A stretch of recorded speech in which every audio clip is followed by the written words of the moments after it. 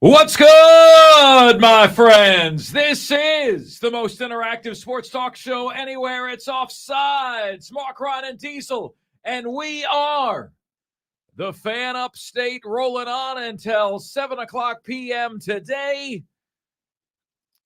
What do we say here? We truly do value and appreciate you. We know you have a ton of choices out there. We thank you so much for making us part of your afternoon each and every day. We say that every day, not to check anything off, but because we want you to know how much we truly do appreciate you. This is a landscape where many a media entity have been dying. The proliferation of choices, right? More media options, more mediums in which to hear sports media than we've ever had before. And yet we here at the Fan Upstate are thriving. Thanks to you. Thank you guys so much for that. Here is how you can be a part of the show, and here's what's coming up on the show today. You can give us a ring at 844-326-3663, and the madworldattractions.com text line is there for you at 71307. Just start your text with the word fan, and away you go on the show. Coming up on the show today. This is going to be interesting. This was not something we could have foreseen. And he's a pro. He's a great dude. He shows up rain or shine. So are we. Don Munson, the voice you hear on Clemson football, will join us in the very next segment of the show. How would you handle that interview? You know, like, he's employed by Clemson, right?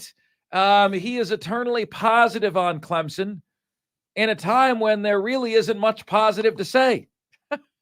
So what are the positives here?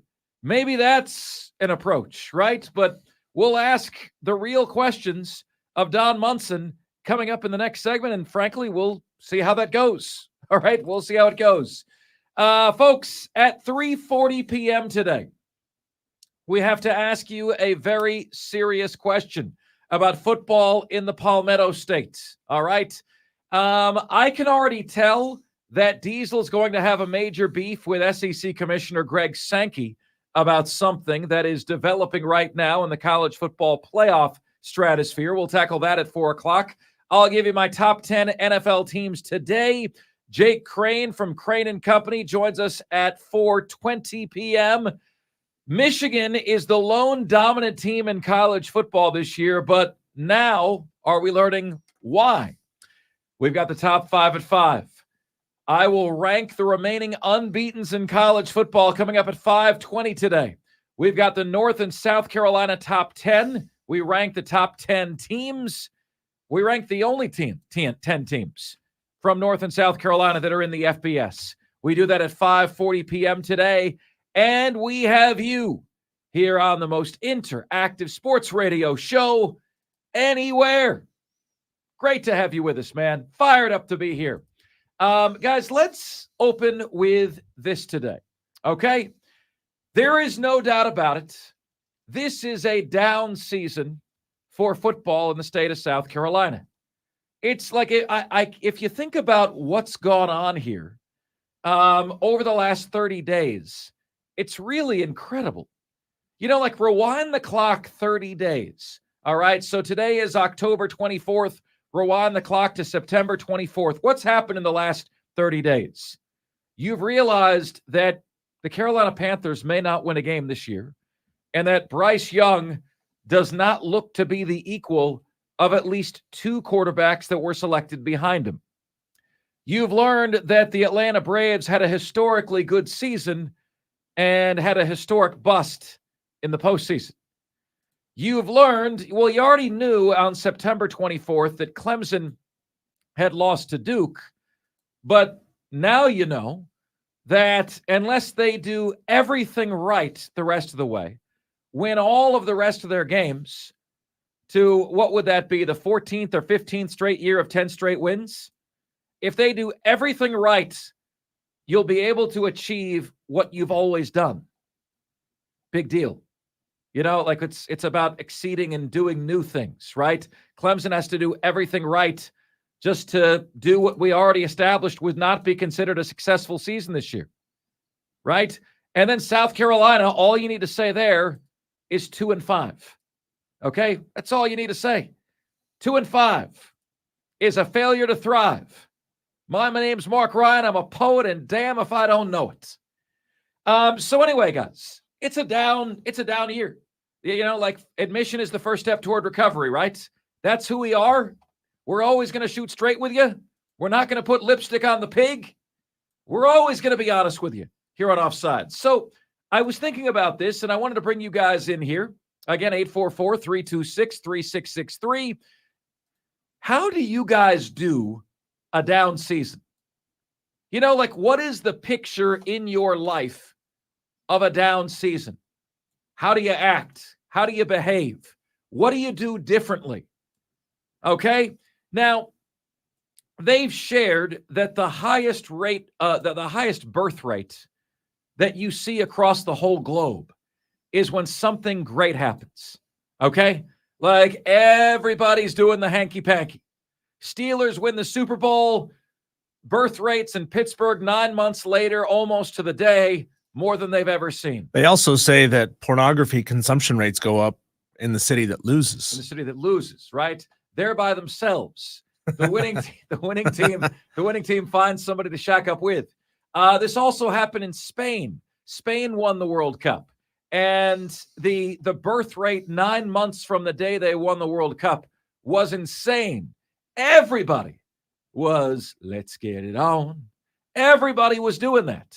You know, they also find that pregnancy rates are higher in colder climates, right, during football season, because you're just inside all the time.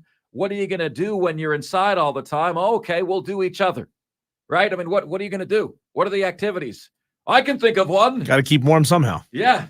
So anyway, guys, I'm curious. You know, this is not, they tell me this is a mild climate, but to a Florida boy, it's damn freezing to me. Okay. Really cold to me. And I'm just curious, like, if you guys have a down season, which for Gamecocks might be every season, except last year. But for Clemson fans, this is something very, very new. Okay. Like, how do you do this? What is your down season routine? What is your down season behavior? How does your behavior change from between a down season and a good season? Now, to show that I'm an equal opportunity basher here, I'm a Florida Gator. I haven't had an up season in quite a long time as well. Okay? Yeah, how do you deal with up seasons, Mark? Yeah, like that's the real question. I can't remember what it feels like, Diesel. Can't remember. Don't know. So I'll tell you what I do. Okay. When I watch the Florida Gators, okay, there is an adult beverage in hand when we're in a down year. Okay. That's not always the case when there's an up year. And then what happens to me is that watching the game becomes something I want to do as opposed to something I have to do. We all know the difference between wants and needs, right? Food, water, shelter, right? Those are your needs. Your wants are other thing. I want tacos tonight. What I need is food. What I want is tacos. Watching the Gators becomes something I want to do rather than something I have to do. Well, Mark Ryan, you say, aren't you a sports talk show host? Yeah, but I'll tell you, something funny happens when you do this, okay? When you do this for a living. It allows you to realize and put things in perspective and understand that it's just a game. You know, it's really not that important. I associate hosting with work, right? Now, thank goodness sports for me are still fun. But because it also kind of ties in with my work, I can detach, I can separate. I don't have to do it. During football season in the Ryan household, okay, my wife, first year of marriage, has been incredibly understanding. And Saturday, she pretty much allows me to block it all off. And Saturday, she can watch with me. Jackson can watch with me. But that's what I'm going to be doing. On Sunday, it's like half of the day. So this last Sunday, we went to a sports bar. We watched some NFL, watched some of the Dolphins-Eagles game at night, watched a little bit of Monday Night Football last night, right? But it's like a 50% effort versus college football is a 100% effort. But this is very much a down year. And I'm much more interested in how you cope and how you deal with it than what I do. Okay? Like how does your behavior change? Right? Are you having more beers or fewer beers? You're like, do people drink more beers in a losing season or a winning season, Diesel? Yes. Yes. The answer is yes. When times are good, people drink. When times are bad, people drink more. Yeah. So anyway, we thought we would open up with that topic with you guys today. It is a losing season. What changes do you note in your behavior? Okay. What changes do you note? What changes do you see? 71307 on the Mad World Attractions text line is where you guys can get to us. You can give us a call at 844-326-3663 is where you can get to us on the show today. Diesel, I don't notice that I'm any more irritable in a down season because I feel like I've learned, look, man, I got the girl. I got the biggest issue in life solved. I never thought I would solve that issue. I thought I was destined to be like forever solo, forever lonely. So yeah, for me, I'm finding joy no matter what. Got a great wife, got a great life, got a great bonus son, right? I'm finding joy. I really am. So to me, okay, well, as long as I got that, how bad could life really be? Right? Yeah. It doesn't, sports to me is in proper perspective. I may watch a little bit less. It becomes something to me that isn't mandatory. I do have an adult beverage in my hand when I watch the Gators and Diesel. That's about it. What about you? Yeah, well, my team's dealing with a down year right now. I find myself, I'm not caught up in it. I barely know any of the players' names. I haven't taken the time to learn any of the players' names. I'm focusing on, my wife. I'm focusing on the house. I'm focusing on training our new dog. I'm focusing on ways that I can get him out into the world and experience new things and become a well-rounded family pet. And then I'm like, oh man, the game started 20 minutes ago. I kind of missed part of the first quarter, which, speaking of which, I'm really pissed off at the Sun Belt Conference and their media rights deal. Used to be every single game, no matter what, every week it was on the ESPN app. Most of them on Plus. Occasionally games would get picked up by ESPN, 2, News, whatever.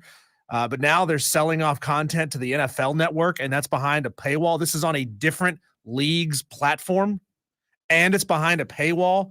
And my ESPN Plus rates have gone up in the past couple of years, every year consistently. So you're making me pay more for less content. The hell is that? Yeah. And that's one of those reasons why I'm just like, man, I'm really not that into it. Yeah, I've stopped doing it. Diesel, you just said something interesting, okay? Do you guys believe that sports fans like in Miami or in like Austin, Texas, or in California are just not as good as sports fans in Detroit and Pittsburgh? Let me give you the reality. They are. It's just that in Detroit and Pittsburgh, they don't have options. In Miami and California and Austin, they do. Okay. Well, New York City's got a lot of options, but they've got great fans. Well, there's so many people there, Diesel, that you can still find 12,000 people to go to a Knicks game. Hey. You know what I'm saying? Like there's so many people there. But the reality is you do have a lot of options. I mean, that's right. That's fair. But Diesel just listed it. He's like, when my team stinks, I choose other options. I pay less attention. I choose other entertainment options. I choose other options with my most valuable resource, my time, right? When my team stinks, that's not the option I choose. Hey, life is too short to provide to put your attention into something that doesn't make you happy. Right. So in Miami, if the Heat aren't contending or the Hurricanes aren't contending, guess what? You got South Beach, brother. You got so many other different things to do. Right? So many other different things to do. Got beautiful Cuban women everywhere. I mean, hottest women in the world in Miami. Many people in Miami choose to do that. Yeah. Right? Choose to do that. Austin, California, very similar. But in Pittsburgh and Detroit, there isn't squat else for you to do. There isn't anything else for you to do. The weather's cold, it's gray, and it's going to last you the rest of your life. But Diesel has taken the Miami approach. Oh, okay. You guys suck this year? Here's what I'm going to do with my time. Pretty sure this is the first year ever in my life since becoming a fan that I haven't gone to Boone for a game. Wow. First year. I also have this Sunday Carolina Panthers show that is at 11 a.m. So I have a reason why it makes it more difficult for me to go, because I've got to do something early Sunday morning, and I've got to be alert. I've got to be awake. I can't be hungover for that kind of stuff. That began as a labor of love to you, Diesel. It's become just a labor. Well, now the labor is finding ways to talk about other things besides the Carolina Panthers, because I can't spend an hour. Let's time this here. Let's get out a stopwatch here. The Carolina Panthers suck. Well, that took like 3 seconds. You only have 59 more minutes to fill. I only have 45 minutes to fill, and I can't say the Panthers suck. The Panthers suck. The Panthers suck. Though that would be a hell of a viral marketing way to talk about the show. Do you know rock radio stations will launch by playing the same song over and over and over again? There's stations that have done this. They'll play one song on repeat for days to alert the world that they're playing rock music or whatever type of music they're playing on that station. It's just a viral way to launch a radio station. One song for days. Yeah, if you're going to launch a new pop station, you play the same Taylor Swift song for 3 days. One of the most painful experiences of my life, Diesel, I had a station that folded in flip formats. They switched to Christmas music. The Christmas music got higher ratings. Okay? The Christmas music got higher ratings. Unbelievable. Texter says, between watching my son chase his dream of becoming a pro wrestler and the situation with my dad, it just rolls off my back now. Right? Don't sweat the small stuff. Good job, Mongo. Pongo, Bongo, I can't remember his name. Good job. Good job. That's exactly how we want you to be. Another texter says, this isn't new for Clemson. It's just been a great last few years. I grew up in the Tommy Bowden era. I love how Clemson fans speak about that with a badge of pride. I can live through anything. That's a line from the movie Planes, Trains, and Automobiles, because I've stayed with Del Griffith, who was John Candy, right? I can deal with anything because I survived the Tommy Bowden era. Well, I don't know. You know, that's a life that you didn't really want to return to, right? Didn't want to go back to that life. So anyway, guys, we do want to hear from you. 71307 on the madworldattractions.com text line. How do you do a down season? Because we've got that with all of our teams right now. Okay? It makes it hard for all of us. You know, we don't have that little extra pep in our step. Diesel and I have all of these engagement goals. It makes it much, much harder to hit them. You know, there were so many people in this building celebrating Clemson losing, not because this is a Gamecock building. You know, I want to say in this building, it's probably 60% Clemson, 40% Gamecocks. But there were a lot of people in this building celebrating when Clemson lost. And I said to all of them, I said, you realize that's not good for business. Okay. You work in the business. Clemson losing, South Carolina losing, not good for business. It's just not. Okay. So what changes in your behavior do you glean? Do you notice in a down year? We talk Clemson with Don Munson. Oh boy, this should be interesting when we come back right here on the most interactive sports talk show anywhere. Offsides, Mark, Ryan, and Diesel. We are the Fan Upstate.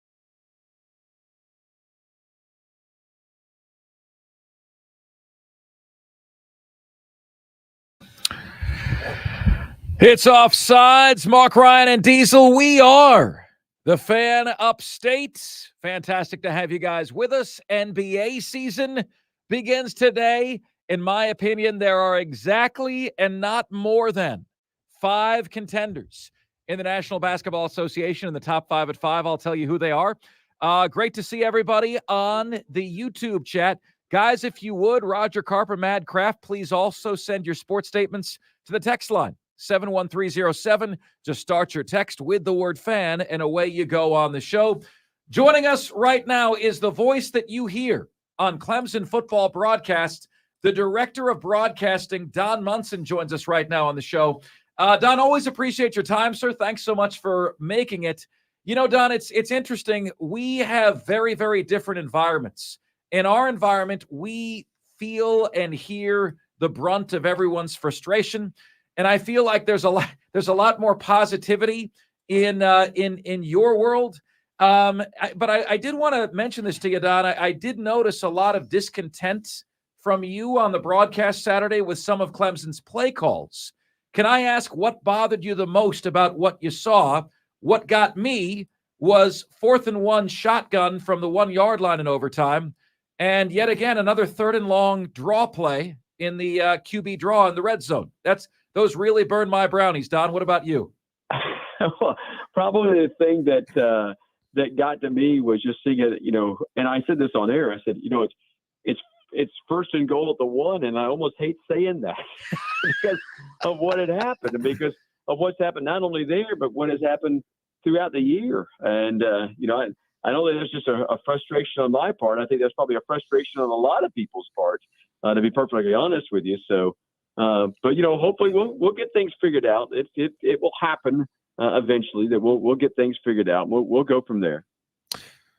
Don, we've heard several interview clips. There's a clip of Mark Ryan asking a question in the post-game press conference after the Florida State game. There were several clips this past week that came out where he said, we said it was supposed to be a straight handoff, not Cade pulling the ball. We've heard Dabo be chippier than he's been in quite a while. He's obviously got more reason to be chippy. But do you think Dabo is the type of guy to accept outside voices and bring in new perspectives, or is he going more and more insular with all of his decision making right now?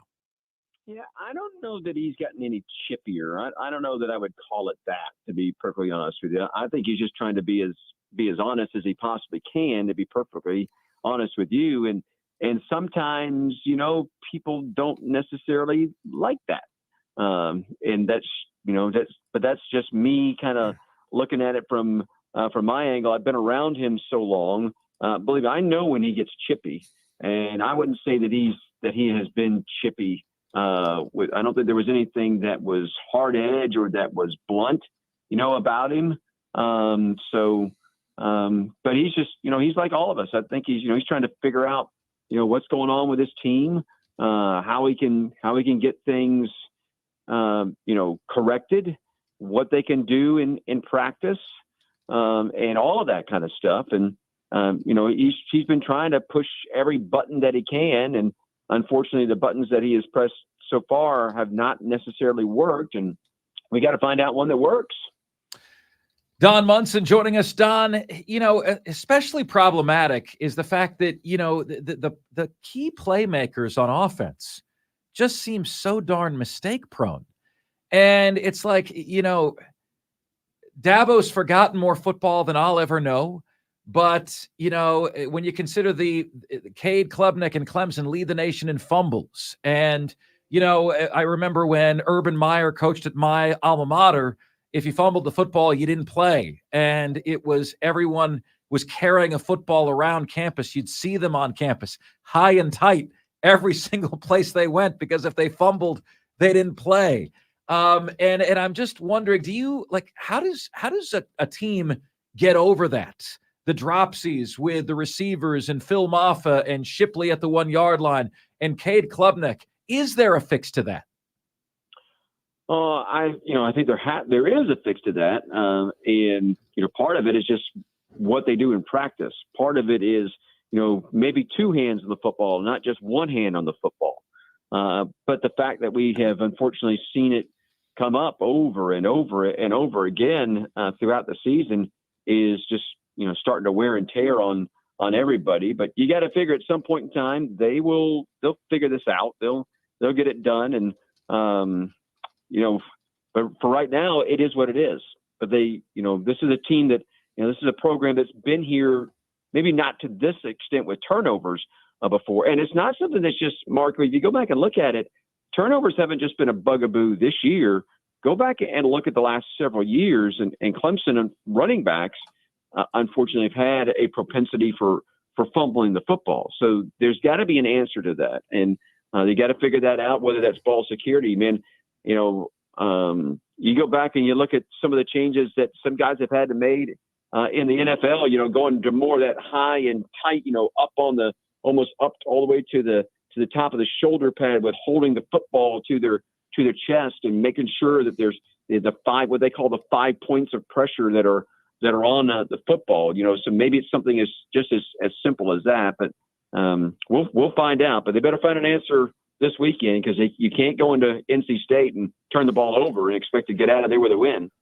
Don, I want to ask a question on behalf of Tiger fan Clint, who's messaging in on our YouTube stream right now. He wants to know if you could pick one position group that could make a breakthrough against NC State, who would you pick? Ooh, that's a good question. I would get my obvious answer would be offensive line. If the offensive line can come out and show where they can actually come out and control the line of scrimmage, I think that all Clemson Nation would stand up and applaud at that. So that would be my answer. There, to see the offensive line just come out and just enforce their will upon an opponent. Don Munson joining us. Don, is there one thing you'd like to see change from within Clemson football? Oh no, I'm not going to go there. I'm just not. It's believe me, the guy knows what he's doing. I'm not going to second guess him in any way, shape, or form. He absolutely knows what he is doing. Coach Sweeney and the staff are way beyond anything that I could. So I'm not going to second guess this guy. I guess you could use the old adage. I'm not leaving my wingman. I am staying right there. Maverick has learned his ways over the years, and I am not leaving my wingman. Well, it's interesting, Don, the rest of this season, and I've been saying this to Clemson fans that ask me, okay, what's there to be excited about the rest of the year? And my take is, if you want next year to be good, now's the time to clean up some of the stuff that has held Clemson back. And I think if November is able to be a good month, especially with the teams Clemson has on its schedule, rivals, Notre Dame, North Carolina, South Carolina, et cetera, then, you want to see Clemson have a good month in the month of November. And I think if you do have that, if you maybe only drop one more the rest of the way, it's lifting your sails the rest of the way of 2023 heading into next season. What would you most like to see from the team the rest of 2023? Well, I just like to see him win. That's just, and I don't care how it's done. I just want to see him win. Go out there, get things done, take care of business, figure out a way. Winning is the best medicine. Winning is the best medicine for everybody. It's the best medicine for coaches. It's the best medicine for players. It's the best medicine for the fan base. Why? Because the fun is in the winning. And this is a fan base that is used to winning here. So, and it's been this way now for the last 12 years that they've been here.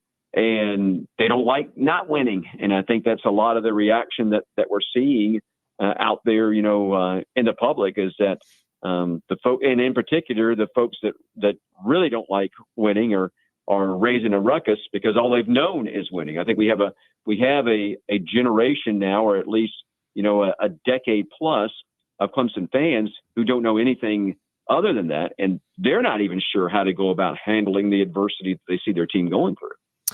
I'd just like to point out that in the parlance of the Jim Rome show, Don Munson just self-glossed himself as Maverick, not as Goose, not as Iceman, not as Slider, but Don is Maverick. I like that. Obviously there's still way too much football to go for fans to mentally shut down and close up shop, but to keep fans engaged and excited about going into next season, Don, is there anything you can tell us, any nuggets in recruiting, in getting key players back from injuries next year, in interesting facilities changes, anything like that?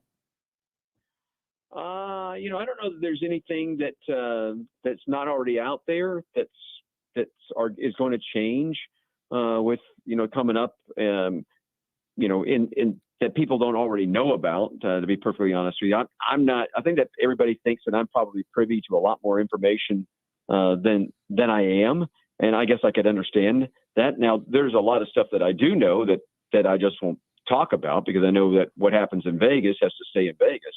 But I don't think that there's anything that is tremendous, that's tremendously that is out there that you can say, hey, this is coming up from that standpoint. So that I guess would be my answer to that. Don, can you glean anything about the Xavier Thomas situation and what happened last week? I've been asked that more times than I can count this week, and I haven't had a definitive answer to tell anybody. Well, I can tell you that the problem has been handled, and it's been handled internally, and that's about all the information that I'm willing to share on that. If Coach Sweeney wants that information out there and shared, he'll do that. Gotcha. But that's an in-house program. That's one of those things that's going to stay in Vegas. But he'll be back on the playing field this week, and that's a good thing. And hopefully, he's learned from the mistake that he has made and won't do it again. Don, I appreciate the way that you handle questions in this environment, and we always appreciate having you on. Thanks so much, as always, for making the time. Have a great week. Good luck to your broadcast crew and the team this weekend. Thank you so much. Go Tigers. All right, take care. The words of Don Munson here on the show this afternoon.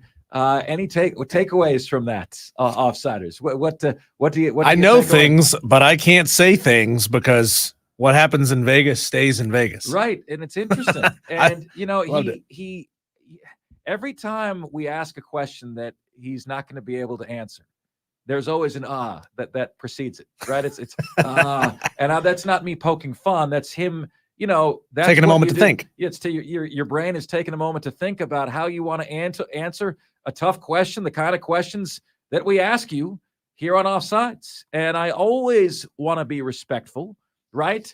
I'm always one that's going to push the envelope a little bit.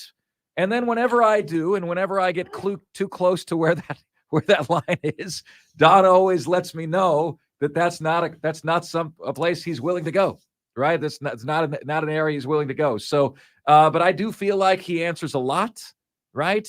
They teach us, especially when you have sensitive relationships with teams and players, that you want to keep the criticism on the field, right? Never make things personal. Keep the criticism on the field. That's if you're working with a team.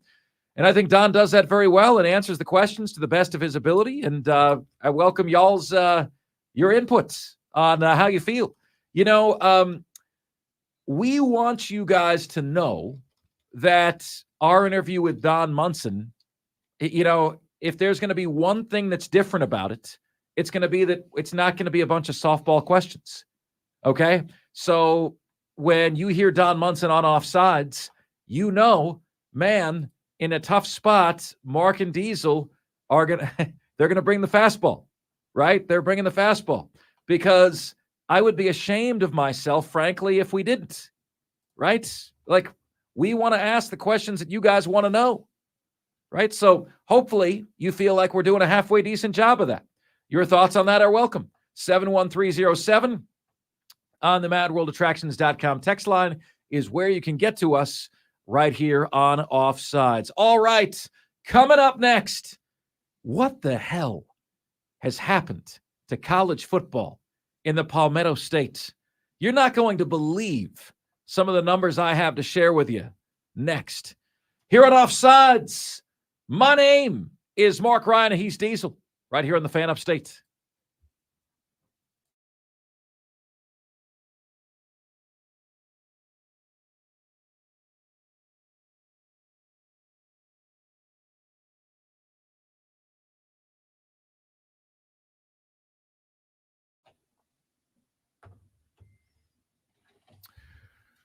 It's Offsides, Mark Ryan and Diesel. We are the Fan Upstate, rolling on until 7 p.m. today. Fantastic to have you guys with us. Truly do appreciate you.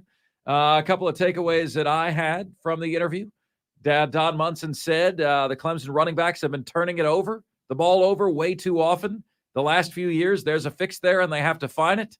I asked Don if he'd change anything within Clemson football. Quotes, I'm not going to go there, Mark. I'm going to remain Dabo's wingman. Our appreciation for Don Munson joining the show today. Okay, guys.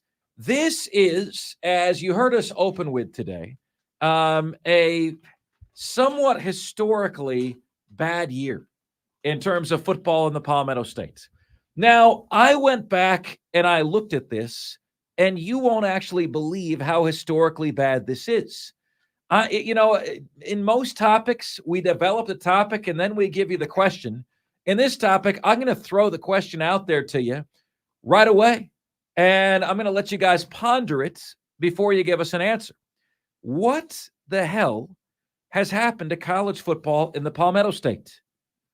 The best team in the Palmetto State collegiately plays at the FCS level, and they like to F you all the time.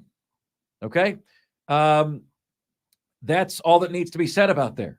Is this just a random cyclical thing that's going on right now? Or is there something deeper at play here? Okay, if somebody said to you, man, like what's happened? How did we end up here? What do we like? This is the result. Where do we go? What do we do? What wrong buttons did we push to wind up here? So anyway, guys, I went back and I looked, okay, because I'm a nerd who doesn't have anything better to do. At the last 100 years of Clemson and South Carolina football seasons, 100 years, okay? So you knew if I put that much work into this, we were going to be getting to it on the show. And would you believe, 1, 2, 3, 4, 5, 6, in the last 100 years, there have only been 7 seasons where both Clemson and South Carolina finished with a losing record. Only 7 years where that's happened. Can you believe that? So how do you feel about that? And how do you feel like it does feel like that is very much at play here, right? That is very, very much at play here. So, it's interesting. I talked to my guy, Kelly Ford, my numbers guy in college football, who said to me that there is approximately a 12% chance that Clemson goes 6-7. Okay? 6-7. And there's an 83% chance that South Carolina finishes 5-7 or worse. South Carolina finishes with a losing record. 81% chance. So 12% chance Clemson finishes with a losing record. 81% chance South Carolina finishes with a losing record. All told, there's about a 10% chance that we are going to witness, okay, just the 8th season in Clemson and South Carolina history where both finished with losing records. The worst all-time, I'm going to do a little trivia for you here right now. The worst all-time season for Clemson and South Carolina combined was when? When was the year? Okay? My hint to you is it's not as long ago as you might think. What is if you are combining Clemson and South Carolina's performance into one, what is the all-time worst performance? Crappiest performance of all time. In 1942, both teams went a combined 4-13-1. Oh my gosh. In 1944, both teams went 7-9-2. In 1964, Clemson and South Carolina went 6-12-2. In 1968, they were not great. 8-11-1. In 1970, Clemson dropped to 3-8. South Carolina was 4-6-1. The overall record was 7 wins, 14 losses, and 1 tie. In 1972, we still don't have a correct answer, by the way, for the worst combined season for Clemson and South Carolina in history. Still don't have the correct answer. 1970, these teams went 7-14-1. 1972, they went 8-14. In 1992, both Clemson and South Carolina were 5-6. 5-6. But none of those are the all-time worst. Can you imagine what it would have been like to be doing a radio show during this time frame? What was the overall worst year? And the correct answer has come in just now. Spur Daddy has it. It is 1998. My man who chimed in with 1999, very, very close, but 1 year off. They were South Carolina was 1-10, Diesel, in 1998. Clemson was 3-8. They were a combined 4-18 in 1998. I don't know if sports radio was a thing then. I want to say like sports radio was starting around that time, right? But good God, the combined teams won 18% of their games. 18%. Can you imagine what it would have been like to be here during that time? Can you even imagine that? So, 1998 was the all-time outhouse, okay? Winning percentage of 182. 1942 is the second worst, winning percentage of 235. And 1970 gets the bronze, winning percentage of 333. Last season, including the game that they played each other, Clemson and South Carolina in the regular season were 18-6, a winning percentage of 750. This season, Clemson and South Carolina combined are 6-8. Now, that winning percentage, or should I say losing percentage of 429, okay, 429 would be the seventh worst combined winning percentage for Clemson and South Carolina of all time. If this winning percentage holds up. Now, look at what you've got this weekend. You've got South Carolina as a major underdog at Texas A&M, and you've got Clemson facing a road ACC team against a team, in my opinion, who sucks, North Carolina State, but is by far not the worst team in the league. Who is? I don't know. NC State's suddenly playing better. Georgia Tech beat Miami. Virginia and Virginia Tech are winning games. Who is the worst team in the ACC this year? Anybody? Bueller Fry? I hope the answer to that question isn't Clemson, but I'm not seeing any guaranteed wins on the schedule from Clemson anymore. I'm just not seeing them, right? No matter how hard I look. So, my friends, when we come back on the show, what we're going to do, we're going to get to your calls. We're going to get to your texts. We're going to get to your tweets. You can tweet the show at Mark Ryan on air. That's at MARC Ryan on air.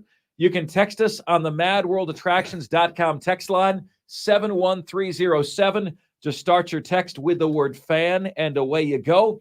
And you can give us a call at 844-FAN-PHONE. That's 844-FANFONE. That's 844-326-3663. What in the hell has happened to college football in the Palmetto State? Why exactly has it gone so sour so fast? And what, pray tell, can we do about it? What can we do about it? That, my friends, is next. And this is the most interactive sports talk show anywhere. It's Offsides. Mark, Ryan, and Diesel, and we are the Fan Upstate.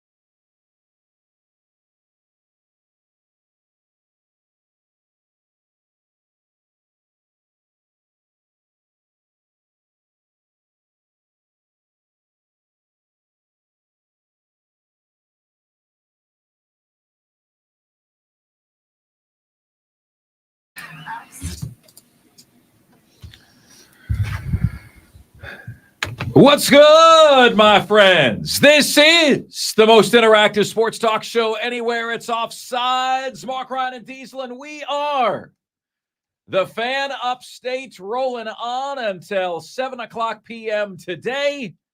Thank you for making us part of your day each and every day. Truly do value and appreciate each and every one of you. I believe there's going to be fighting words between Greg Sankey, the commissioner of the SEC, and Diesel in this hour, and possibly fighting words between Diesel and I because I side with Greg Sankey. Of course you do, you shill. On this. So we will see how that plays out. It's coming up at 4 in the 440 segment this afternoon. But guys, we are asking you, and we're having an open and honest conversation with you about what in the hell has happened to football in the Palmetto State. Okay? The Gamecocks and Tigers are a combined 6-8. All right? They now have more losses than all of 2022. All right? So by October 21st of this year, Clemson and South Carolina lost more games combined than they did all of last year. Okay? All of last year, they lost 7, including the bowl season. All of last year.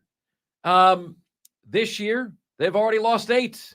6-8 is the record, which would go down if the winning percentage or losing percentage, depending on your persuasion, holds up, would go down as the 7th worst combined Clemson and South Carolina winning percentage of the last 100 years. Okay? So in the last 100 years, 93 seasons have been combined better than this one. All right? Better than this one. There are only 8 times in the last 100 years. And you guys always say, well, Mark, football in this state didn't used to be that great. Well, let's say you're both 500 programs, which I don't believe to be true. It is for South Carolina. Clemson's been a wee bit better than that. If you're both 500, the odds that both schools would have a losing record the same year is 1-4. That means out of 100 years, 25 seasons, you'll have where both teams have losing records. It's only happened 7 times. 7 times. And there's at least a chance this year that it's 8. Okay? My guy, Kelly Ford, tells me there's about a 10% chance this year that Clemson and South Carolina will finish the year after bowl season with losing records. So, my friends, your theories, your answers. I'm generally not a big believer in life of coincidences. My belief is that everything can and does happen for a reason, right? That has long been my belief. So what is the theory? What are your theories behind how we find ourselves where we are? You know, for a number of years, Forbes used to come out with this article, and it was like the most depressed sports cities in America. And I just read through it and I laughed, and it was like Cleveland has gone 40-something years without a championship. In Seattle, they lose their basketball team. Baseball team doesn't do anything, but now they've got the Kraken. Now they got the Seattle Kraken. That's right. This area right now, honestly, folks, is pretty damn depressed when you consider not only Clemson and South Carolina, but also the Braves, the Carolina Panthers. Hell, the Greenville Triumph were eliminated in the playoffs over the weekend as well, right? And Furman is the saving grace, right? And Furman is screaming from the top of the mountain, what about us? We're the best team in this state. So why are we here? Well, the immediate reason to me is that one leader, you tell me who, one leader is stubbornly rejecting the modern era of college football. Who would that be? The other leader, and you're never going to be able to figure this out, is learning on the job and taking out his anger on inanimate objects. Okay, so you're never going to know who that is, right? No way you figure out who those are. Very, very difficult. 71307 on the MadWorldAttractions.com text line is where you get to us on the show today. Texter says, Mark, seeing Clemson playing on the CW network this weekend reminds me of the average. That is so humiliating, isn't it? Yeah, look, you and I both know that live sports is the only thing that's good at getting people to tune in because these cable networks, they're showing absolute garbage. Yep. Like I remember growing up, the History Channel was interesting because they showed interesting history documentaries. The Discovery Channel was interesting because they would show scientific experiments and engineering projects, and it was really cool. Now it's just reruns of the same flipping show for hours. I got a programming idea, Diesel. Hey, MTV, how about you show music? Yeah. How about it? Yeah. I guess it's more lucrative to show, slutty teenagers with their dragging around their kids they didn't want. But my point is, these TV contracts are getting desperate and they're trying to put their content anywhere anyone will watch it. And even though you're putting, third-rate ACC games on the CW network and the ACC feels like there's a chance for them to get ratings and make money off of that.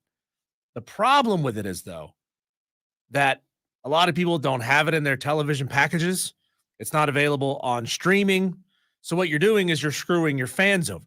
It's like my gripe with the Sunbelt's TV deal, which had been exclusively with ESPN. I was able to watch every single game for like 5 or 6 years in a row, and it was fantastic. I went to the exact same platform, the exact same app, every single Saturday, and the game was on.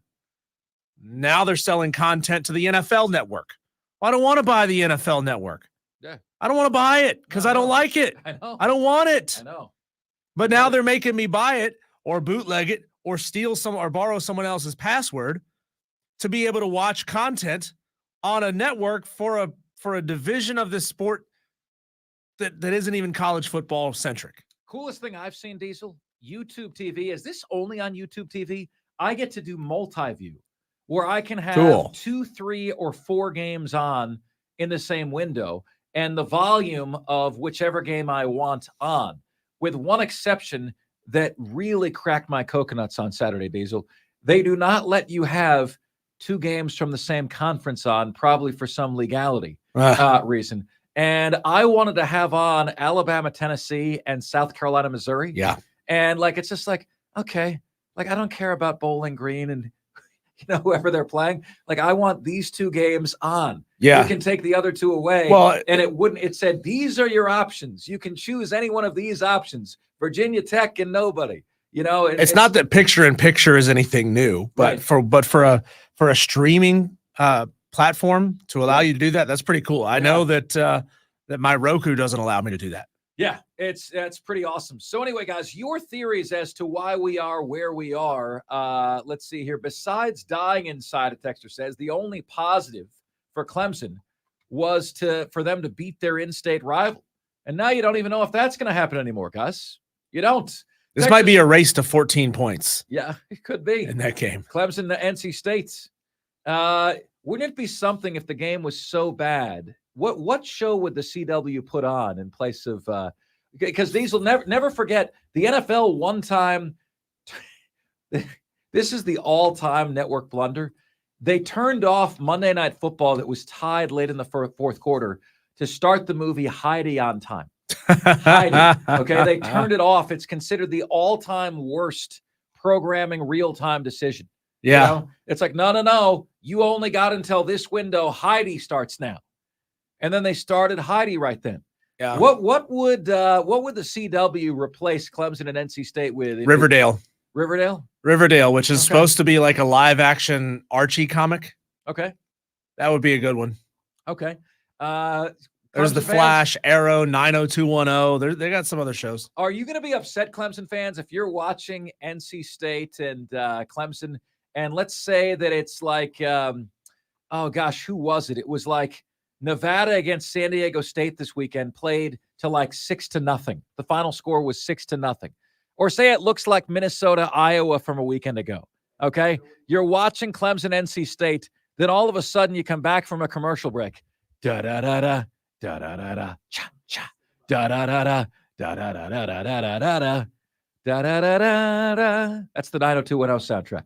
You come back from a commercial. It's Beverly Hills 90210, instead of Clemson and NC State. That would be rock bottom, wouldn't it? I mean, that would absolutely, positively be rock bottom. I think we can all agree on that. Honestly, if the game's that bad, it might be a mercy. Let's get to Clemson and South Carolina talk with Mongo, who joins us right now on the show. Hey, Mongo. Afternoon, gentlemen. How are you? Good to talk to you, sir. Always do appreciate it. So what are your theories? What's happened to college football in the Palmetto State? It's the transfer portal, man. You give me you go back 5 years ago, a player like Jaheim Bell never leaves. You got a team like Florida State that dangles a golden carrot at him, and I don't care. There's a guy on X or Twitter or whatever that's a supposedly a recruiting coordinator and high school coach somewhere or something like that says that wasn't the deal. But you can't convince me that Marshawn didn't leave for USC for some money, and Jaheim. I mean, they've always been getting paid, but Right. it's just a lot more money. And then the transfer portal. Back years ago, as you know, you could transfer, but you had to sit out a year. Now you can go play day one. So, I mean, that's the deal, man. These kids get this golden carrot, and it's like you said on here before, Mark. People can say that there's not tampering all they want to. There's tampering. There's people coming after these kids. There's no doubt in my mind. So, Mongo, let me say this to you then. Okay, what about this? Okay, to what degree does that responsibility fall within the South Carolina Athletic Department and the football program with this as the backdrop? Okay, Ryan Day of Ohio State has estimated it will take him $15 million a year to re-recruit his own roster and to keep his roster together. $15 million. Then we have on good authority that South Carolina, out of 14 SEC teams, is 12th in terms of the money they have in the NIL coffers. So, in other words, when you look at it that way, can you blame Marshawn Lloyd, Jordan Burch, No. Jaheim Bell? No. What people don't seem to realize is, and this is something, that unless you're an old school South Carolina fan, you wouldn't know. But before Spurrier came in, we had $1 million donor at the school, and the stadium is named after him. When Spurrier came in, he brought in several more $1 million donors. But as big and nice as that campus is down there, there's money flowing in, but it's not like a Alabama or a USC or something like that, So, the money's not there, and they're going to have to really step it up on the fundraising department. And I think it's that way at Clemson too. Well, but Mongo, let me interject something here. It's not only that, Sure. but it's how you treat the donors you have. One of your biggest and best donors, her mom passed away, and she was a donor of South Carolina. Clemson sent her flowers, South Carolina didn't. How do you explain that? I know that, and that was, and Ray Tanner really dropped the ball on that one. I know exactly what you're talking about, and that was a big faux pas. I mean, you really need to take care of those people that send money into the school like that. There's no doubt, especially now when money means keeping good players in your program. And if you want to have a football team that competes year in and year out, it's about money now. Hey, Simple as that. Mongo, you can laugh at this along with me, buddy. This is a text of the day nominee. Are you ready? Sure. A texter has Absolutely. just said, if the Clemson North Carolina State game is awful, the CW will show a Flex Seal infomercial. So here's what's funny about that, Mark, and I'll say this real quick. What's funny about that is I'm old enough to remember having to watch Clemson and South Carolina games on either Jefferson Pilot Sports Game of the Week, which came on at 12 o'clock on Channel 40, or we had to get them on pay-per-view, and if you couldn't afford the pay-per-view, you had to listen to them on WORD. I remember those days. So yeah, there you go, buddy. There you go. Hey, I appreciate your participation, Mongo. And Mongo, please send our best to your dad and my prayers to your family, okay? thanks, Mark. I appreciate it. You got it. You got it, man. Hey, I appreciate you. Text of the day alert, Diesel. The CW will show a Flex Seal infomercial if the game is. I'm laughing, Diesel, because I'm just picturing Clemson fans. It's like 9-3 NC State at the end of the third quarter. Hey, what used to be Billy Mays, right? Billy Mays is no longer with us. Flex Seal keeps the water out. Does anybody really believe they're making a speedboat out of like flexible rubber duct tape? No. Does anybody believe anything keeps the water out? Because like death and taxes, water is undefeated at getting where the bleep water wants to go. Yeah. Okay.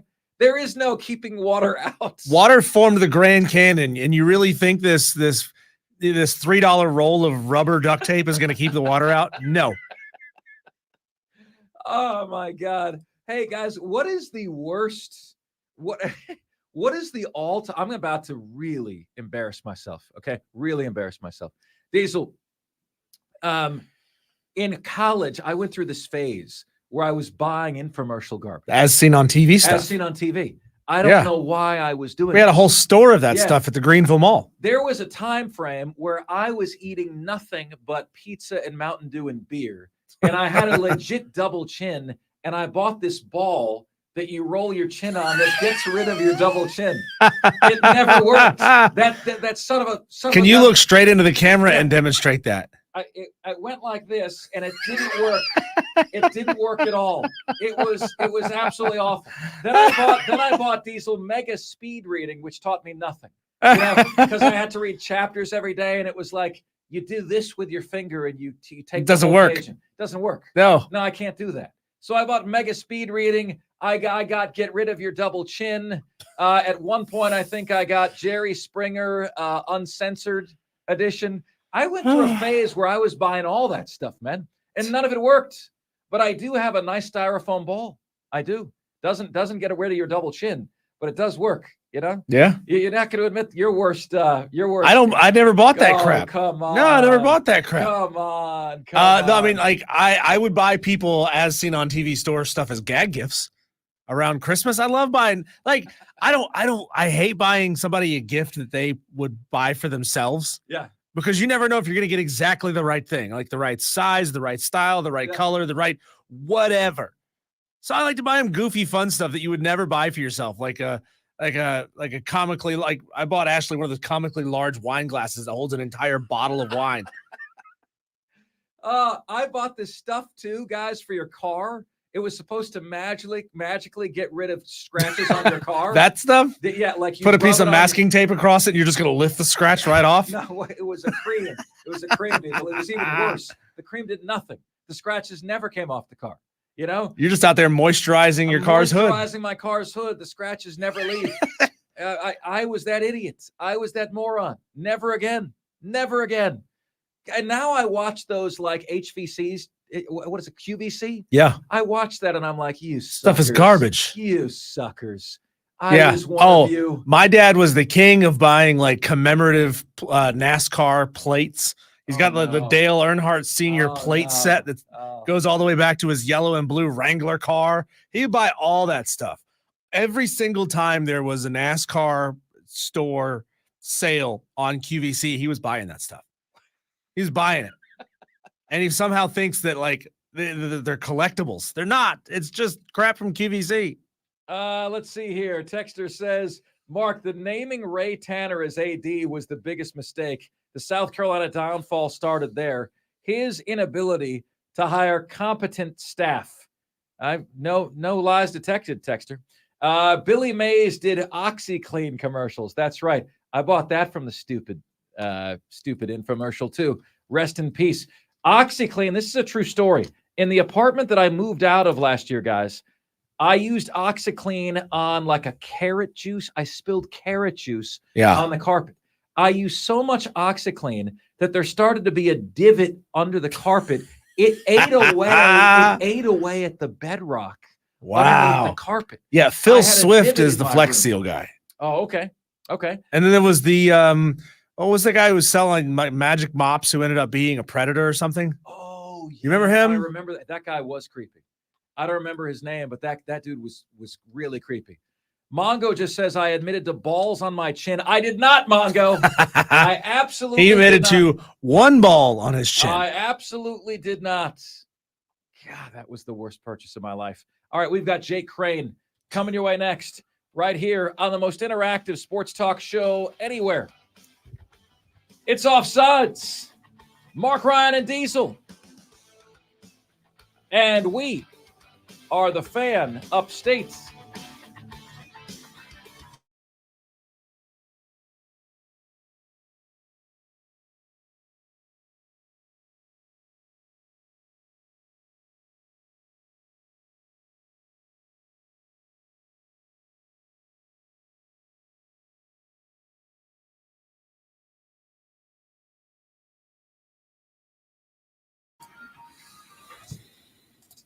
It's Offsides, Mark Ryan and Diesel. We are the Fan Upstate.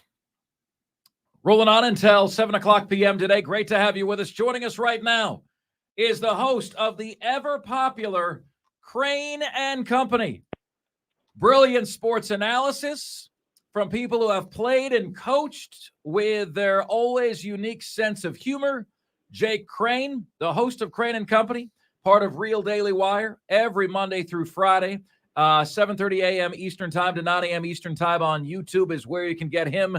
Joins us right now on the show. Jake, your former boss, my favorite radio show host, Colin Cowherd, has really downplayed Michigan's sign-stealing scandal. Now, there's a couple questions I want to ask you about this. The first is, to you, is this a big deal, a little deal, or no deal? I mean, I don't think it's a big deal. And until, I think people need to remember, the NCAA hasn't sent anything to Michigan. They haven't sent them a draft of anything, a notice of anything. Right now, this is them just doing what they do, putting out to the people who report it, which is not on them, that it seems like a smear campaign to me a little bit, right? I can tell you, Mark, just like everybody paid players before NIL, everybody steals signs. I mean, if this was the case, if it was so egregious, then I don't know how anybody would ever recover from stealing signs when one coach goes to another place and they play that former team. But here's another thing people don't understand. The RPO game has made it to the point where, like, if you steal a signal and it's an RPO, like, that's a mid-play adjustment. You're reading two different areas. You don't have 15 people on defense. So you change your signals throughout the year. You do it during the off season. Sometimes you can know the other team's signals. I've been a part of this and basically know the play and still not be able to stop it. So I think this is kind of a petty vendetta against Jim Harbaugh because he's embarrassed the NCAA multiple times, including using his suspension as a PR stunt to bring his dad back as the interim coach and to help some of his younger coaches. They don't like that when you pick fights with them. It's like the IRS. You might as well just not even fool with them. Jake, can you bring me into this sort of activity, the sign stealing, when you coached? Like, what did your teams do? And what other things did you see?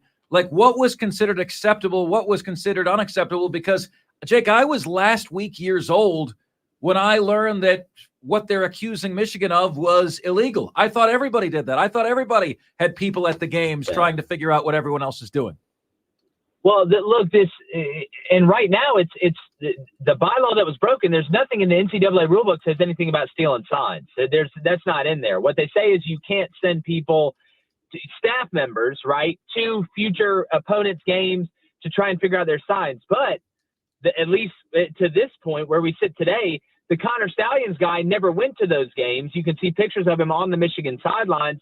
Apparently he bought tickets and other people went to the games, which, if we're going to go by the letter of the law, I wonder if this could be something like we see in the law where we didn't know we needed that law until it got broken. And now there's precedent that it was broken. So when I look at this in its entirety, the way you get film from other teams, you get a wide and a tight. I can tell you, and the film guys do their best to try and not, make it too obvious. But if you really want to steal signs, you don't even have to go to the games. Now, that may be a way to streamline it, to make it easier. But multiple times, and there's multiple coaches that haven't changed their signals, and they've paid the price for that sometimes. You have a guy that can look at the personnel grouping, and where it really hurts you and then helps you the most is if you know the defensive signals. That's what helps you the most because defense is reactionary. Offense can check, which you have to find the signals late and figure that out, or at the end of the day, they could literally be running something different and having changed their signals. So knowing defenses that have to react to offenses is a lot better. But this seems personal to me, man. Jake, what is your policy on bringing contentious debates with your brother off the air? And if you have a policy against it in place, what topic brought you closest to breaking it? Oh, no, we argue off the air, too. There's no, stopping it. I mean, sometimes we'll get done with the show and then keep talking about it. I think that's what kind of makes the show is that it's really no different when the camera's rolling and then when it's off. And, all three of us, if we disagree with something, I mean, we're we're not like before the show going, hey, you take this angle, I'm going to take this angle, and that way we're complete. No. So like when we're really arguing something because we believe it and we think we can back it up. But as far as the policy, no. I mean, if I got to continuously, try and make my argument after the show, I mean, we've been doing that our whole lives. So that's kind of a hard faucet to turn off. Jake, are you with me on Major League Baseball really kind of missing the boat by having all of this postseason action going on right now? Like it just, every other sport is wisened up to getting the hell out of football's way. There was a time, Jake, when I was a wee lad where baseball ratings in the World Series were close to those of the NFL Super Bowl. Well, that is not today, and that is not now. And I'm just, on a nightly basis, to me, it's like, oh yeah, there's baseball on. Oh yeah, like that is my reaction. Oh yeah, because I've got the NFL game on, I've got MACtion on, I've got Conference USA, I've got something else on, and I keep coming back to why are they doing this? Scarcity increases demand.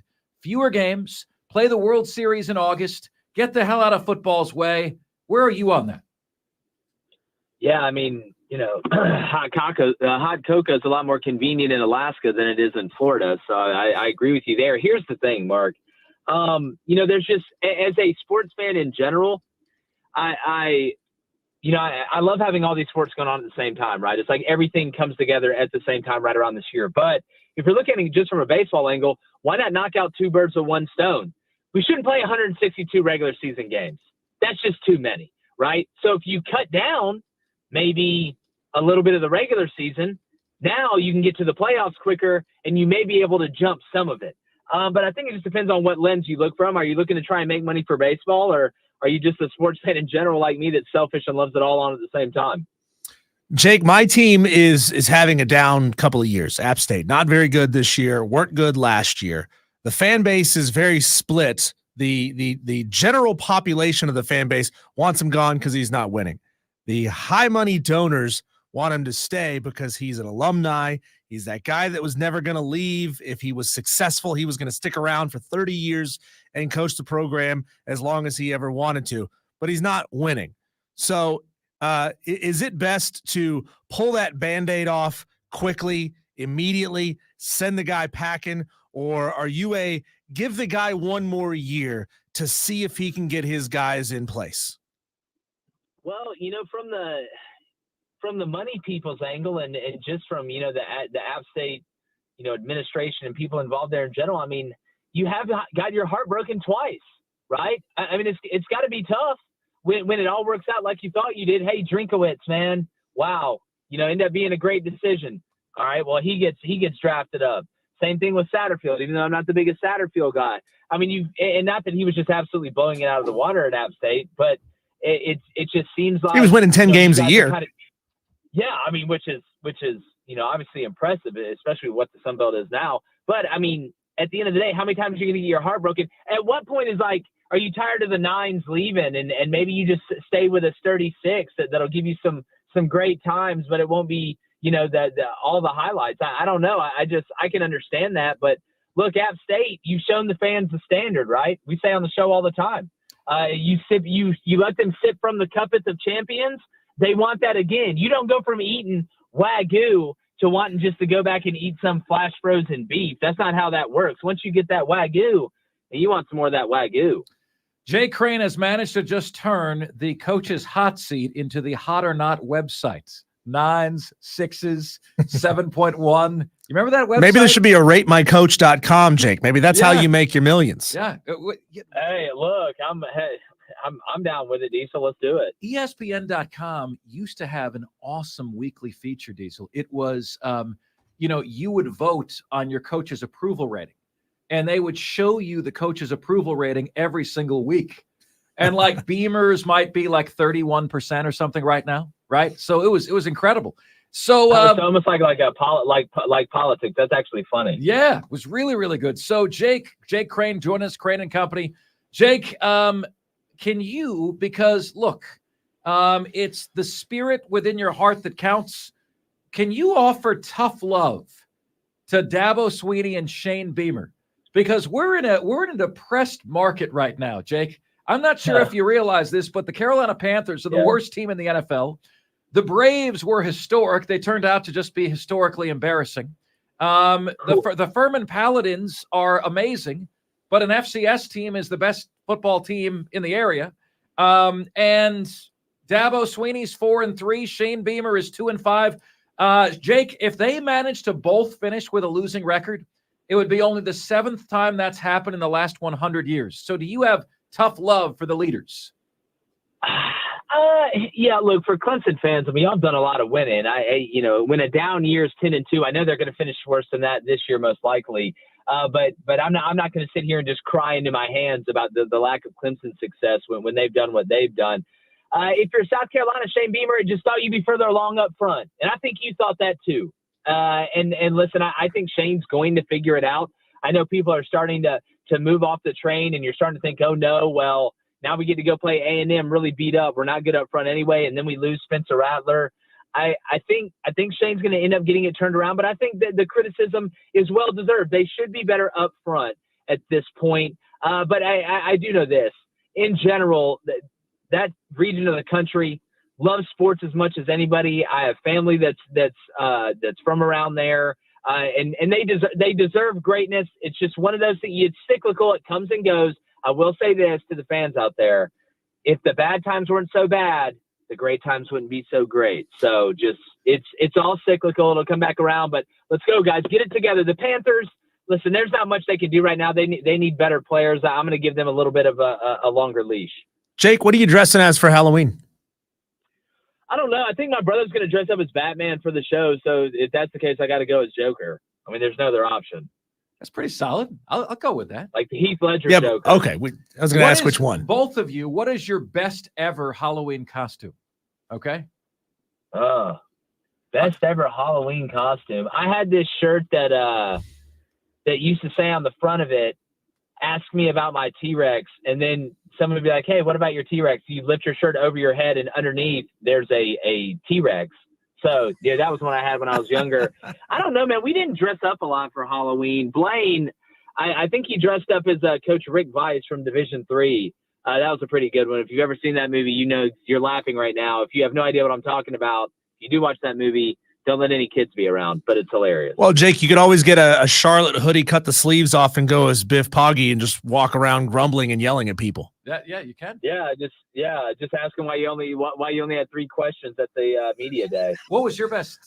Teenage Mutant Ninja Turtle. I was Michelangelo. Oh man, Michelangelo. Yeah, Ninja Turtle. My next door neighbor sewed it Ninja for me. Turtle. I had like a the stuffed bedspread. turtleback and everything. It was I'm going to great. give you guys a clue for mine. Jake, Diesel, or the Offsiders via the text line. Whoever gets it first wins. Here's the clue.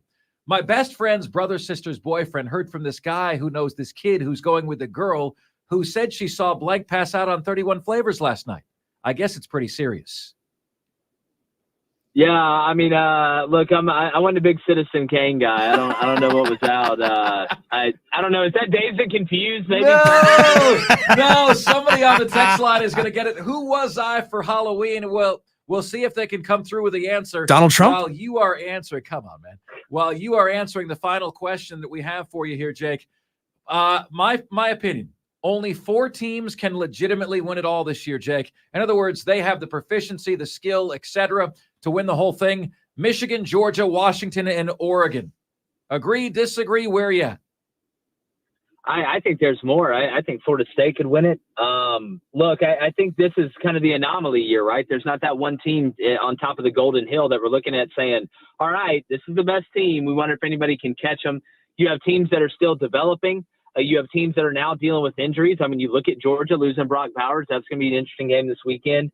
We'll see how that goes. But I tell you, man, I think there's legitimately 6 to 8 teams this year that could win it. And the sad part is, you think, all right, we're going to a 12-team playoff. It's going to be like this every year. It's not going to be like this every year. We're going to get kind of more of the same of what we've seen in the past, which, again, it's just part of it. But no, I disagree with you there. I think there's 6 to 8 that could win it. Florida, Georgia, a chance for the Gators? Please say yes. Well, I mean, I think there's a chance without Brock Bowers. I think Graham Mertz has been one of the most intriguing stories of the whole year. I mean, I don't know. Hey, if you watched him at Wisconsin, even though that offense wasn't, exactly super complex. There was nothing about him that jumped off the page to me, especially going to a Billy Napier system that's a pistol, zone read, quarterback needs to be athletic style offense. But, I mean, guys, he's third nationally in completion percentage. I mean, he's top 5 in the SEC and passing yardage, touchdowns. I mean, he's having a heck of a year. And even the games where Florida hasn't, run it well, he's been able to throw it not only for good yardage, but pretty efficiently. As I mentioned, the completion percentage. So I think there's a chance. Georgia, we'll see without Brock Bowers, without that security blanket. But it just seems like Georgia, they just find a way. I mean, at the end of the day, even without Brock Bowers, they do have better personnel. But I like Florida to cover the 14.5. Jake Crain, Crain and Company, the Offsides text line has come through again with a whole host of responses. Ferris Bueller, Jake. Ferris Bueller. I was Ferris Bueller. I've seen that movie. I just don't remember that part. I forgot we passed him passing out on 31 flavors, man. I don't know what that means, but it sounds really weird. Yeah. It was the excuse that a student gave on his behalf for why he wasn't in class. It was rehearsed and perfected, and I was Ferris Bueller for Halloween. Had like the sweater vest and everything. I pulled it off. That's my best ever Halloween costume. Jake, you're the man. I appreciate you, pal. Thanks so much for all you do. Hey, it's always fun. Appreciate you guys. All right, take care. Jake Crain from Crain and Company. Great job, Offsiders. Great job. How many people got this right? 1, 2, 3, 4, 5, 6. And 2 shakes of a rabbit's tail. 6 of you got it right. All right. Diesel should get ready to put up his dukes against Greg Sankey of the SEC. That's coming up next here on Offsides. We are the Fan Upstate.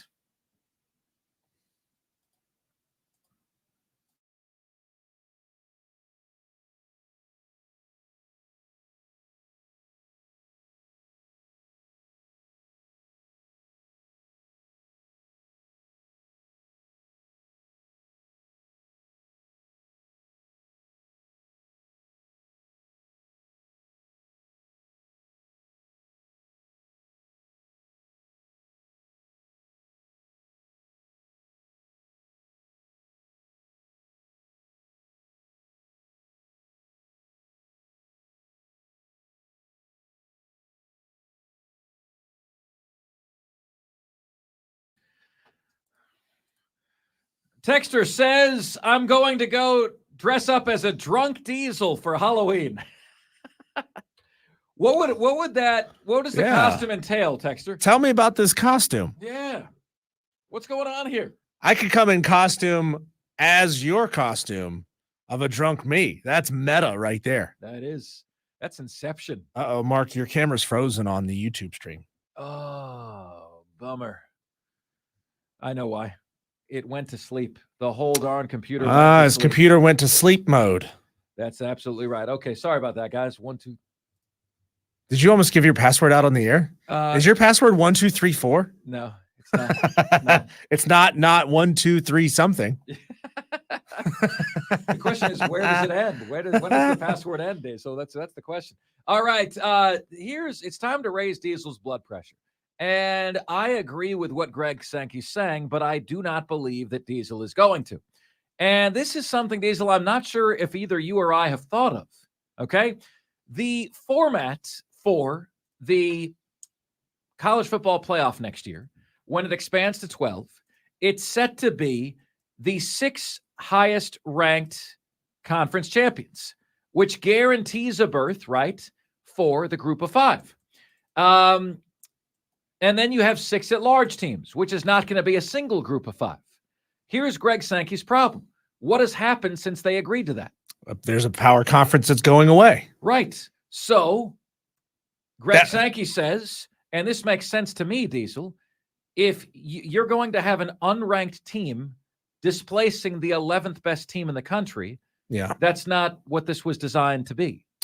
That's not what this was designed to do. Now you're giving 2 berths. Okay, so you're saying the champion, in your mind, there's no way the champion of the second highest ranked group of 5 champion is going to be a ranked team. It's not right. Let's say it's the American champion and the Sun Belt champion. It could. I mean, I suppose it could happen. It's possible. Tulane is ranked and Air Force is ranked right now.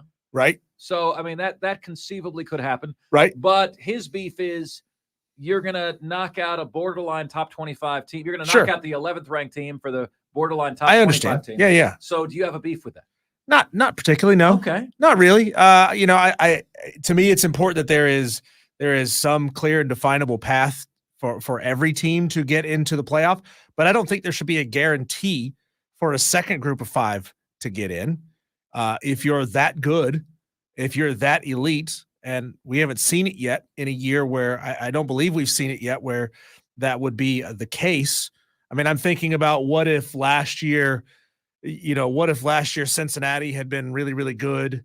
I'm kind of combining 2 years in my mind. Cincinnati was really good and Tulane was really good, or Cincinnati and San Diego State or whoever were 2 elite football teams out of the group of 5. In the rare instance, if that's the way the chips fell, I'll be like, all right, that's cool to have those 2 teams in there. But I got no problem with reducing it from 6 to 5. This has got to be the highest number in a really long time, Diesel. You've got 3 group of 5 top 25s right now. Sure. 3. Who are they? I'm going to guess Air Force. I know that James Madison is ranked, but they're ranked 25 and they're not eligible this year because this is the second year of their transition. They're not eligible for the postseason. Until when?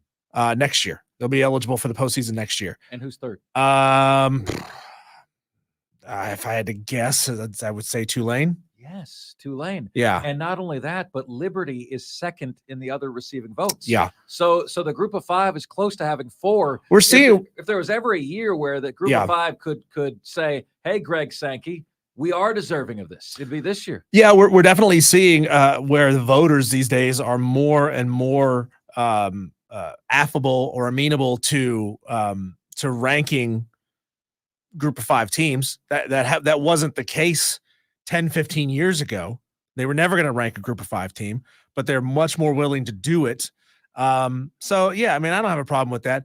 And I know we're already over on break here, but James Madison going through their transition that every team that has ever moved up from FCS to FBS has had to go through. It's a 2-year transition period. First year, you're not eligible. Second year, you're not eligible. But they're attempting to get the state of Virginia to go to the bat for them with the NCAA to get out of this second year transition period. What's your opinion on that? Yeah, like I don't think you should have to. I think it's embarrassing for the Sun Belt that James Madison is kicking everybody's ass, and it gives further credence, Diesel, to the notion that Furman might be the best team in South Carolina right now. I mean, they don't become a legitimate power in the FBS overnight. But what this is telling you is the level of play that they were exhibiting is better than a lot of teams in the Sun Belt. Well, James Madison was, this is not to say that operating budget is the reason why a team wins, but it is a very large reason why teams win. James Madison had by far one of the highest operating budgets, athletic budgets in the FCS when they decided to make their move. So they moved up with a ton of money, and they moved up with, now they're spending in the top half of the Sun Belt. I don't have the rankings in front of me, but they are spending in the top half of the Sun Belt. And I think they transitioned when they were hot, and they played it the right way to redshirt the right players until they were eligible for bowl games.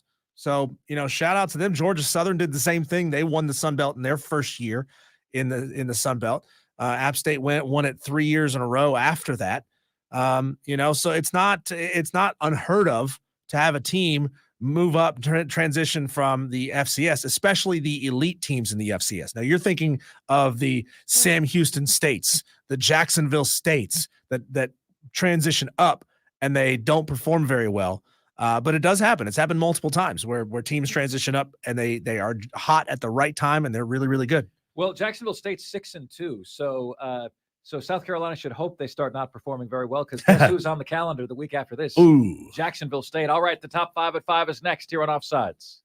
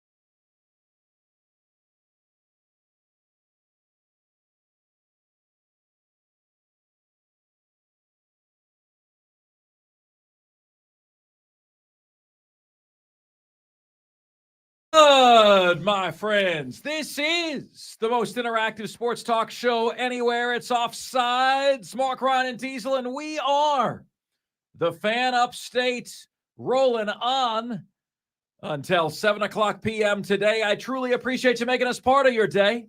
We've got the top 5 at 5, which is coming your way momentarily here on the show. And we appreciate you guys being with us today, man. We really, really, really do. Okay. Yeah, a lot of news to share with you today in the top 5 at 5 as well. All right. So you guys let us know that this is a driveway moment. What does that mean? That means that this is a moment in the show where if you're in the driveway or in the parking lot of a store, you can't get out, you can't leave, you got to hear the top 5 at 5. We appreciate it. It's time for the top 5 at 5, the top 5 biggest sports stories of the day, the top 5 topics we're discussing. Ladies and gentlemen of the Upstate Offsiders, the top 5 at 5 starts right now. And now, the top 5 at 5. And 5, 4, 3, 2, 1. Hit it. Desperate times cause desperate people to do desperate things. 5. Who's that? That's JD from yesterday. Oh, okay. There you go. Bringing it strong. Made the JD. drop list. Yeah, there you go, buddy. Awesome. So, guys, John Harkes is not going to be coming back to the Greenville Triumph. That is number 5 on the list today. And he's been here for 5 years. John Harkes used to be the captain of the United States men's national team, was one of People Magazine's 50 most beautiful people. His family has loved its time in Greenville, and I'm sure that John Harkes' reason for leaving wouldn't be my own, nor do I think, I don't know. I mean, what I would say, guys, is, to me, this is a thing. This is a challenge. This is a job, and this is something that kind of triggers something within me, right? Where I need new challenges all the time. Okay? I need new challenges all the time. This job does a great job of giving that to me. Okay? Because, you have rating books where you're up, ratings books where you're down, time periods where the sales are great, time periods where the sales are not as great. And you're always trying to figure out a way, right, in a changing media landscape to remain viable. But if I was John Harkes and I was a coach of USL League One, and I'd been here for 5 years, and we made the playoff for 5 years, only team to make the playoffs all 5 years of their time in USL League One, and we've already won the championship, what more can you do that you haven't already done, right? And I think it's natural. And again, I'm not saying that's John Harkes' reason, but that would be a principal reason for me for moving on. Because I felt for a couple of years now, what's the additional challenge there, right? What is the challenge there that faces him? He loves the sport. He loves the team. USL League One used to have 8 teams, then 10. Now it has 12. But you're essentially playing the same teams for the same championship that you won every single year. And so, for me, my window of doing what John Harkes did would be 3 to 5 years as well. And then I would say it's time for a new challenge. So I want to congratulate Coach Harkes on a job very, very well done with the Greenville Triumph. Made the playoffs all 5 years, and the Triumph season just recently ended. He will be stepping aside from his head coaching duties in December. Next up, 4. The NBA season begins today. According to me, there are exactly 5 NBA championship contenders. They are as follows: the Boston Celtics, the Milwaukee Bucks, the Denver Nuggets, the Phoenix Suns, and the LA Lakers. Those are the 5. You might say, well, Mark, what about Golden State? They added Chris Paul. Yeah, I don't know. I don't see enough youth. I was shocked they have to give up Jordan Poole to get 58-year-old Chris Paul back on the team. I don't know, man. You know, in terms of that group, unless there's an infusion with a young star, that window may have closed for Golden State in my total honesty. What do you guys think? Excited for the NBA season? Ignoring the NBA season? Do you agree with my 5 NBA championship contenders? I want to know what you're thinking. Mongo on the YouTube stream says women's basketball is far and away more interesting. Something that only a Gamecock fan would say for 500, Alex. You know, Gamecock fans have had a little chalkboard on their in their rooms, Diesel, for about the last 50 days, counting down the days to when women's basketball begins, you know, given what they've been subjected to football team-wise. So anyway, NBA season starts today. Next up, number 3. We ask you guys today, you know, this is no doubt about it, a down season for any sports fan in the upstate. Now, I don't know, guys. Like, we have a strategy in terms of formulating the show. And some of you might say, well, Mark, I'd love it if you talk about the Buffalo Bills a little bit more. Or I'd love it if you talk about the Auburn Tigers a little bit more. Our job is to have topics that reach the greatest number of you, right? So I can talk Auburn Tigers, but it's got to be within a college football segment. I can talk Buffalo Bills, but it's got to be within a college football segment. And it's interesting to me. There's no doubt about it. This season is a down season across the board to just about all of you guys in sports. The Braves had a historic regular season. Then they were historically embarrassing in the postseason. The Carolina Panthers are the NFL's worst team. Shane Beamer has gone from the penthouse to the outhouse overnight. And Dabo Swinney is having the natives restless and questioning him now for the first time, maybe since year 3 of his tenure. So I ask you guys this question. How do you do a down season? How do you do it? Like, what behaviors that you have change, right? You do a little more of this, you do a little less of that. Florida has not had an up season in like a dozen years. So when Florida plays, I've got an adult beverage in my hands. It just helps to mellow me out before I watch something that is very likely going to upset me. But how does your behavior change? Do you listen to less sports radio or more? Do you watch your team more often or less? We were joking around about the Clemson game. It's actually going to be on the CW network this weekend. We got a text that said, Mark, if the game sucks, they're going to cut away from coverage of Clemson NC State to bring you an infomercial of Flex Seal. It's great. So how does your behavior change when your team is having a down season? What things do you do that you don't normally do, and vice versa? Let us know on the madworldattractions.com text line 71307 to start your text with the word fan, and away you go. Next up, 2. At number 2, how about my top 10 teams in the National Football League today? And I want to know where you agree or disagree, or who might not be on the list that should be on the list. Here we go. Number 10, the Cincinnati Bengals. They're 3-3. Their record says that like Seattle or somebody should be on here. But I'm a big believer in Joe Burrow. And I believe they're finding themselves slowly but surely.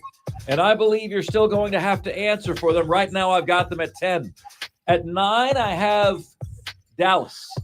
Now, without Micah Parsons, Dallas might be outside the top 20. With Micah Parsons, you have the closest thing to Lawrence Taylor playing in the National Football League today. Dude is just inhuman. He's inhuman. So I think on his account alone, Dallas is number 9. I've got Buffalo number 8. Folks, what is missing from the Buffalo Bills? You know, explain to me how you can dominate the Miami Dolphins and get dominated by the New England Patriots. Please explain that to me, how that is. There's something really missing there. And what looked like a surefire Super Bowl contender for the next 10 to 12 years is not that anymore. They're going to now have to struggle to get to the playoffs. Number 7 for me, the Jacksonville Jaguars. 6, the Miami Dolphins. 5, the Detroit Lions, despite getting spanked on the weekend. 4, I'll go the San Francisco 49ers, despite the fact that they've lost 2 straight, and the league seems to be figuring out Brock not so purdy anymore, is he? Number 3, my sleeper team in the AFC to start the season, the Baltimore Ravens. 38-6 winners over Detroit, really finding themselves. And then 2 and 1, I have last year's Super Bowl participants. The only question is the order. I've got KC 2 now, Kansas City 2, Philadelphia 1. Watching Philadelphia kind of manhandle Miami in that game. You know, it was interesting. I really liked the accountability that Mike McDaniel, the coach of the Dolphins, said in his press conference today. He said, look, guys, bad things are going to happen to us no matter what the result of this Eagles game is on Sunday night. If we win, I don't want you guys hearing that you're the best team in the NFL. If we lose, I don't want you hearing that you can't beat good teams. Well, they lost to the Eagles. And Mike McDaniel came out and said, look, until you prove otherwise, the results dictate who you are. You know, Billy Papadopoulos was going at me a little bit today about Shane Beamer. He's like, Mark, do you really think Will Muschamp is better than Shane Beamer? And I said, Billy, it doesn't matter what I think. Listen to Mike McDaniel. The results are all that matters. It's all that matters. Until Beamer is better than Muschamp, he can't say that he is, right? Until Miami can beat somebody of note, you can't say that you are.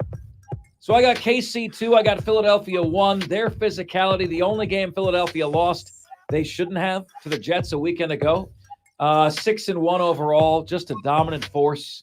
All the free agent losses that they had, be damned. And finally, 1. At number 1 today. Folks, what in the hell has happened to college football in the state of South Carolina? You have one coach, and you tell me who this is, that stubbornly neglects to get with the modern era of college football. You have another leader that is clearly learning on the job and taking out his anger and frustration on inanimate objects. Who is who? But I wanted to add a historical context to this to let you know just how special, question mark, this season is. Last year, Clemson and South Carolina were 18-6 combined at the end of the regular season, winning 3 out of 4 games. That's a winning percentage of 750, right? 75%.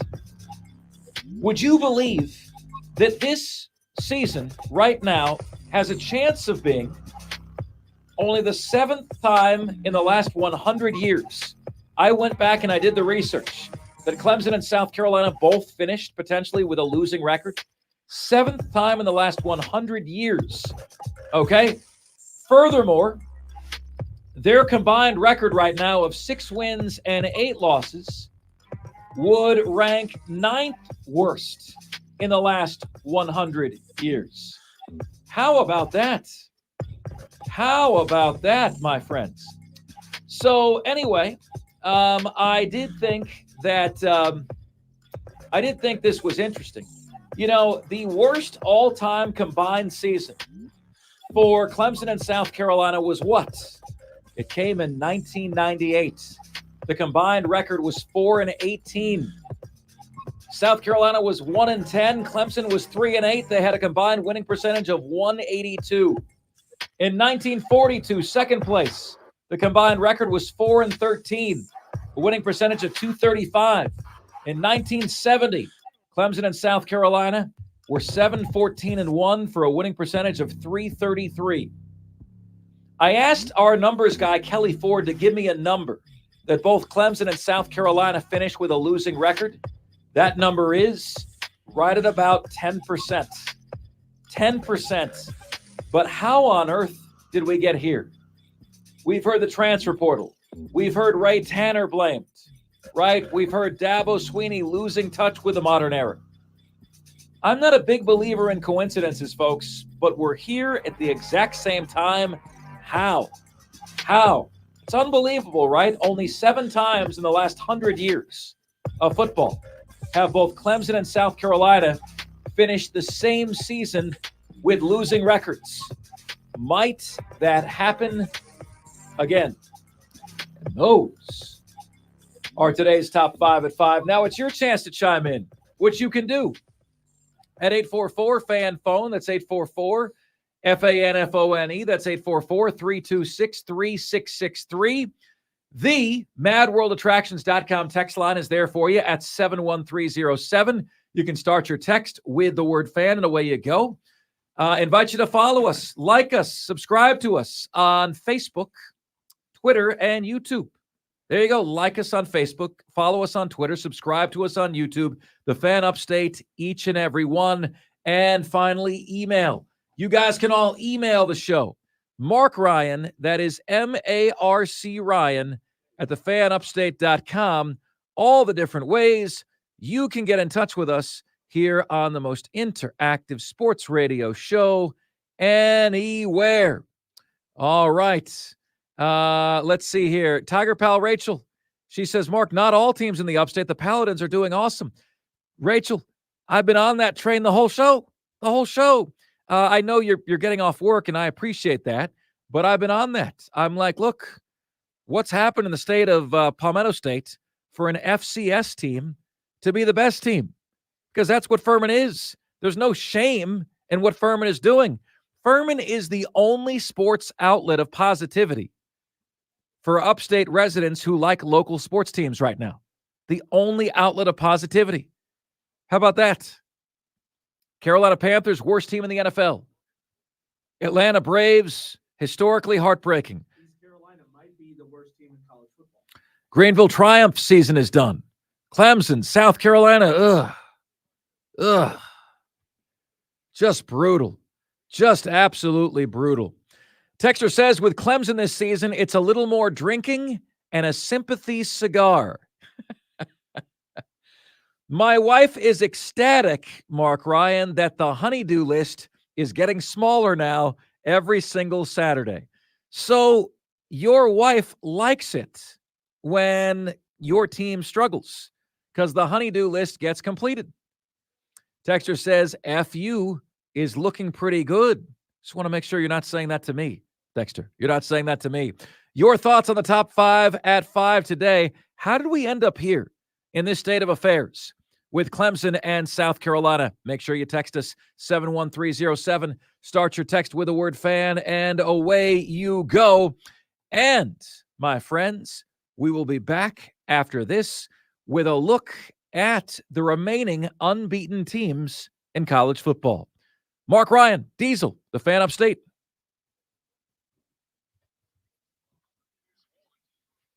Great job today's stream. We appreciate you sticking around for as long as you did. Mad Craft, Mongo, John Edward Kruger, you guys are great, man. Keeping it going the entire show. So we appreciate that. You're in studio tomorrow, correct? Yes, sir. That means we'll have a live stream tomorrow. We'll see you here tomorrow. See you guys tomorrow. Have a great one.